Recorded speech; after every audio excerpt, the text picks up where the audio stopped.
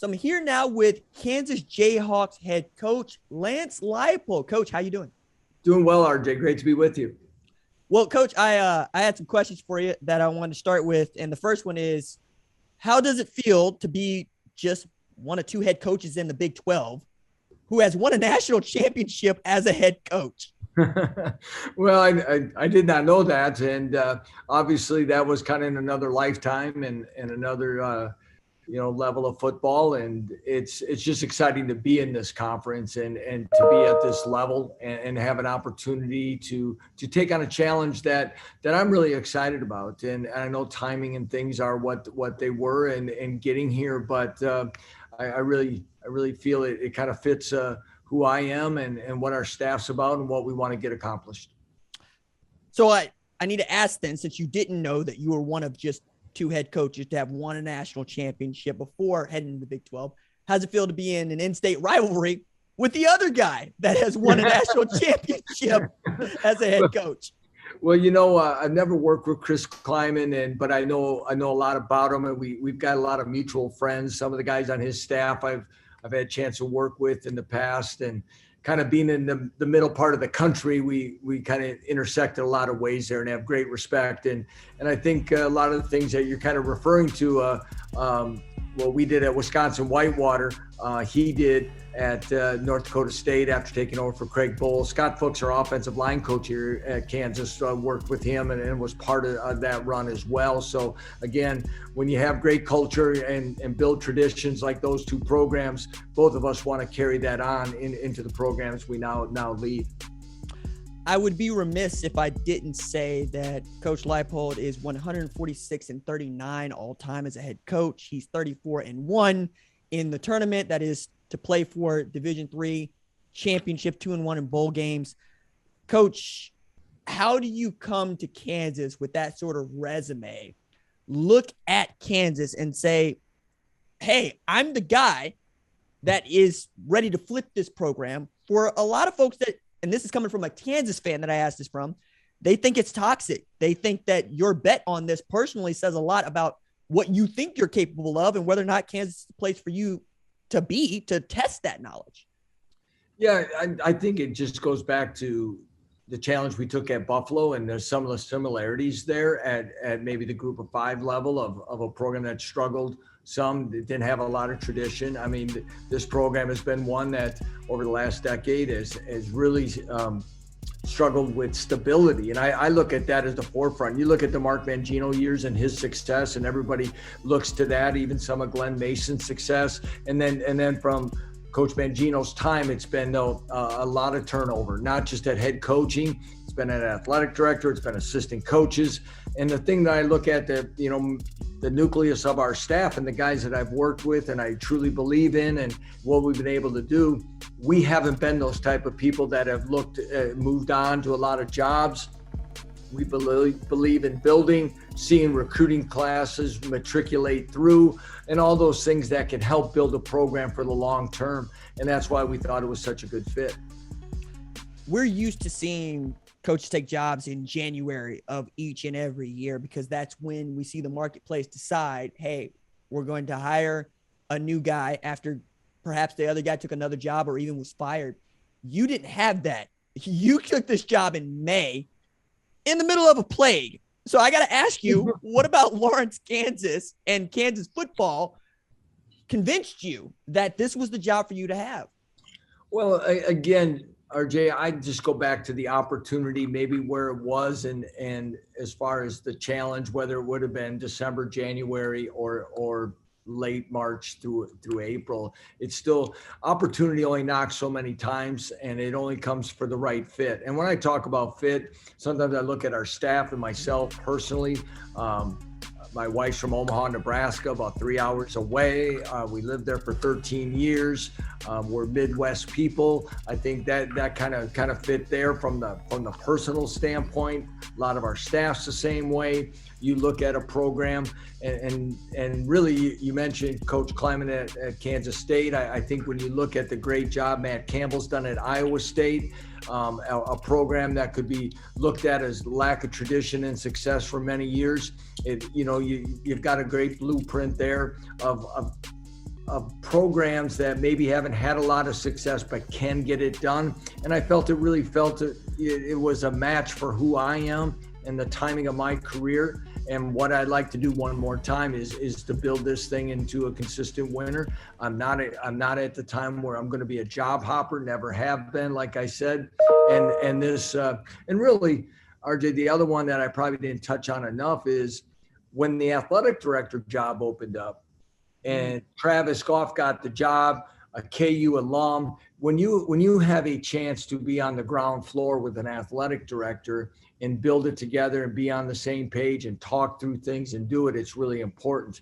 For different circumstances, my time at Buffalo, before I coached my fourth season, I was on athletic director number 3. And through a lot of things, when you're working on things and talking about projects and improvements and culture, if anything, if they don't stop, they definitely hit the pause button for a while. So once Travis Goff was hired and I saw that opportunity, especially with him being from the state of Kansas, I really was excited about what this place could be in the future. I'm glad you mentioned Travis Goff, because that was going to be my follow-up to this is, what does it feel like for you to be going in with a brand new athletic director, being a brand new head coach? What does he say to you to convince you that, hey, your instincts are correct and that Kansas is a good job for you and your staff, right, and your family? That makes you feel like, okay, cool, we can do this in Lawrence, because, again, everybody's got a boss, and yours is just Travis Goff, so you have to get along with that guy. What does he say to you to convince you to get him to Lawrence? Well, of course, his experience here, as a student, early part of his career, his passion for it, but understanding the fan base, the resources that can be available, but also that, I guess, realistic that it's going to take time. And, it wasn't about money per se. It was about the time and getting a 6-year contract, especially with the timing of this, was crucial, that they were going to do it right and get it right this time. When you see everyone two years or whatever, you wonder why it doesn't happen. Well, it's pretty evident. And in this day and age of people being impatient and these phones that are so much in the instant part of everything having to happen now, to see that it was a breath of fresh air. Now, I'm a pretty impatient guy too, so it isn't like we're going to sit and wait and hope to win in year 3 or 4. We're going to build this thing for stability's sake, but also to give us our best chances to win now. So that was probably the biggest thing, his energy and passion. And like I said, I think he's a guy that's going to be here a long time as well. I find this question to be a little bit just stark, because the way that I'm phrasing it to you, you just wouldn't expect to have this question in August, but I'll give it to you. When did you first meet your team in person?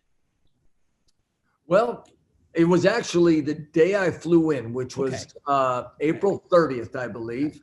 And as things went on, I kind of shared with you, RJ, it was like, we were going through starting some of the negotiations, and it was looking like things were working out. And it was the Thursday night, the NFL draft, and things weren't it was trending, but it wasn't solidified.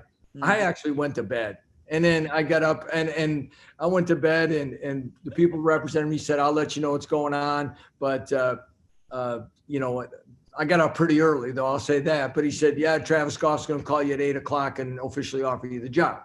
And it came at 7:45. I was on a plane by like 1:00 with my okay. So it was a fast, life-changing moment then from that point on. But I did fly in and see some things. And then the team was finishing their last really walkthrough before the spring game. And I did get a chance, they were still on the field, to go out and just, put a face to my name and just say hello, and then say we would, get a chance to meet individually from there. Because I wanted them, they deserved the right to finish spring the right way under the circumstances, which they had gone through 14 practices. I try not to be a distraction as much as it sometimes can be for them and the staff. Then I went to talk to the staff as well and said, that we would talk on Sunday and that they should go out and enjoy the spring game and go coach and have fun and give those guys a great experience. And then we would start moving forward from there. It's a rough place to be, I'm sure, especially coming in as late as you did with spring practice basically having been done. You mentioned 14 practices. You only get 15 at this level. So they were very well closing in on their spring game. And then they're going to try to figure you out. How do you ingratiate yourself with a bunch of kids that have been playing FBS football in a Power 5 conference for 3, 4, 5, even 6 years and haven't had a whole lot of success? How do you tell them, hey, I'm going to give you everything I got. Trust me. I promise to make you a better football player, and I promise to make you a better man, and have them believe you. Right. Well, and as you know, trust is a big thing in our world today, and it's hard to trust because the last guy said to trust him, and I mean, last guy could be position coach, could be whatever, and sure. It's a tough thing. And like you said, and not only was it spring game, then it was finals and leaving for a few weeks. So I tried to get as many of the 80 plus players that were there one-on-one meetings in person all week. Then we did some that I did not, that had to leave early, did them by Zoom. And we just talked about, a little bit about me, more about them and what they saw they needed in this program. And they wanted consistency. They wanted structure. They wanted some things that way. It wasn't about, hey, what scheme are you running or what? Again, and it's sometimes as much as we're hard on this age group of people, they are pretty perceptive and they know what they want and need and a lot of those things. And then you start talking about not just wins and losses and places that we've coached, RJ. We talked about stability that Brian Borland, our defensive coordinator, has been with me now for 15 seasons. Andy Koldnicki's been with me for 9 seasons as the offensive coordinator. Other guys that I've known for 20 plus years and worked with them maybe somewhere else. And what I say to that is it's not just a good old friends network. It's people I know, I trust, I know their character, I know their integrity, I know how they're going to motivate them and develop them, not just as players, but as men. And again, I just say, we've got to learn to trust each other along the way and it takes a little time. And we just ask that we work together. The other component is, like I said, they went home right away. Mm-hmm. Then they come back and you're really limited to the time that you get with them. And that's where the crucial work and the great work of our head strength coach, Matt Gildersleeve, really was, so imperative for us. He does a great job instilling what we want our culture to be. And culture is going to be action and what you do and how you go about it, how you conduct yourself in every facet of your life. The gratitude that you have, the giving back that we want to do to our community, but really the work ethic and how you take care of yourself each and every day. And we start with that. And the guys have seen, bits of success. And as we go through that, they're seeing the benefits of doing it this way. And then hopefully those are going to start showing up as we take the field here this fall. Well, I'm glad you mentioned taking the field here this fall because, Coach, I wonder if folks in Lawrence have told you how not excited they are to see Chanticleer's Rock-a-Doodle-Doing win Rock Chalk Country last year, and you get an opportunity to go back to Conway and get one back. That loss that they took was to a very good football team, and I want to make that very clear. Coastal Carolina was a very good football team last year, but Kansas fans play in the Big 12, and they like to think of themselves as being able to beat up on a team like Coastal Carolina. What do you say to Kansas fans about having an opportunity to go and win that game this year? Yeah, I think it's a great opportunity. I would imagine that when we go out there in week 2, they're going to still be rated in the top 25 in the country.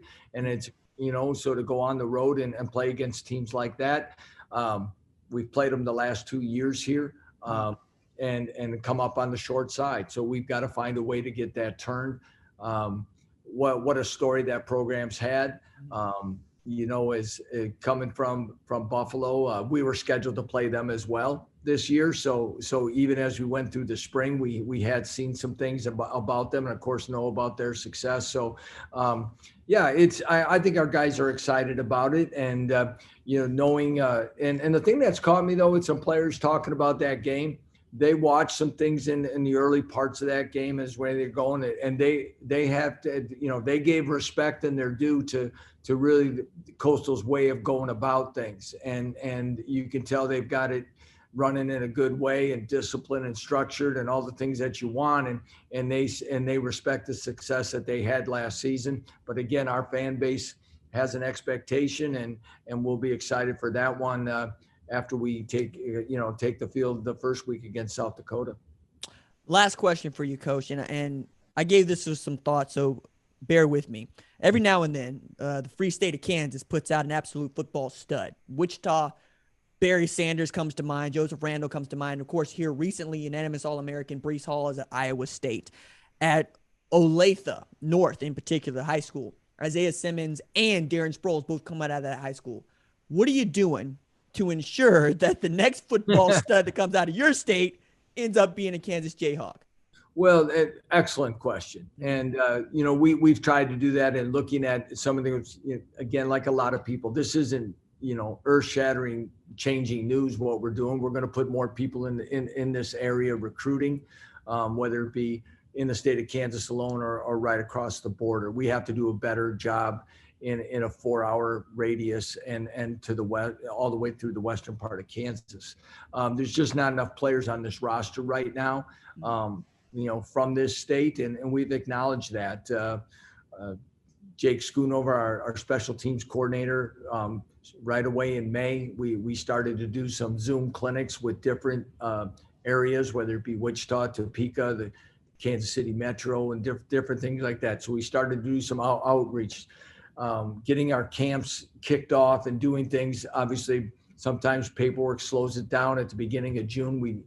Our camp started off maybe a little bit on the slower side, had another one in July, was one of the largest camps we've had here for individual players. So I think we're needing it, but, just like anything, it'll go by your actions. Are you doing a great job evaluating the players in the local area? Are you getting out to visit with the coaches? And I don't know what year that'll be, RJ, that we get that, but I know if coaches and young men take a chance to get to know us, I think they're going to find out a lot about us. I go back to a lot of years of sitting down with families at the end of a recruiting visit and asking what questions. And it always comes back, no, coach, your staff does an outstanding job. They're very thorough. They're very honest. They're genuine. And I guess when, as a parent also of someone in college, I think those are the words I would like to have resonate, when I sit through, and I try to see it that way as well. And I hope our local players are going to see that as well. They also have a great opportunity to be a part of something special, of putting a foundation together and turning this program around and putting it into a consistent winning program. A lot of times, and it takes a special guy. So, some people you can go to some of the powerhouses all the time. You'll be just another of the great ones that play there. And that's fine too. But sometimes it's going to take a little special, maybe a small leap of faith to have belief that you can truly be part of a foundation and be a difference maker at the same time. Kansas Jayhawks coach Lance Leipold took Jared Patterson, offered him a gray shirt, got him to Buffalo, got a 1,000-yard rushing season out of him in 6 games, 19 TDs, 8 in one game, 409 rushing yards in one game. He's playing for the Washington football team. He's done nothing but win everywhere he has gone. Coach, I can't wait to see what you do at Kansas. I'm very excited to see what that program looks like 2-3 years from now, and I appreciate you joining us here on the Number One Ranked Show. I appreciate it, RJ. Thank you very much. I apologize it wasn't in person, but we're going to get that in-person meeting in pretty soon, and I look forward to having a chance to do this with you again sometime. Rock chalk. As do I, Coach. I appreciate you. Hey, kinfolk, I appreciate you for watching. Subscribe here and ring the bell so you don't miss the latest upload to the channel. Also, be sure to watch more videos here, like FS1 Studio shows and the best from Fox Sports and Fox Sports Digital.